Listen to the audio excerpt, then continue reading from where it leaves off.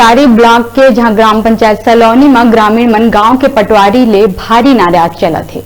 गांव वाला मन के कहना है कि पटवारी है ग्राम सलौनी में कई महीना ले नहीं आवत है, जेकर कारण गांव के लोगन मन के कई छोटे बड़े काम जो है वो कई महीना ले अटके है। गांव वाला मन ए पटवारी ला हटा के नया पटवारी के नियुक्ति ब मांग करत है।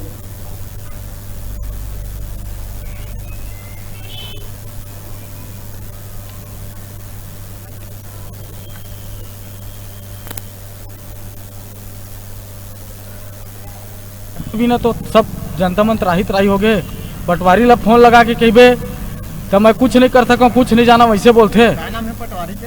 पटवारी के नाम शायद उनीता क्या है, उनीता सोनवानी सर। विनीता सोनवानी। समस्या बहुत चीज के समस्या सर। अभी खेत के बारे में ऑनलाइन हुए तो अगले साल हमारे मन के 25 कट्टा बेचात रही धान है, ये साल 14 कट्टा हो गए सर। अब ओकर बारे में फोन लगा के बोले विनीता मैडम ला तो बोलते कि मैं कुछ नहीं कर सका हूँ, मोर कोई हाथ नहीं, ऐसे करके बोलते। जब पटवारी है यहाँ हल्का में आए ना बदली होके तब पटवारी यहाँ आवे नहीं करे। पहली ना पटवारी है हफ्ता दिन में एक बार, हफ्ता 15 दिन में पहली आवे।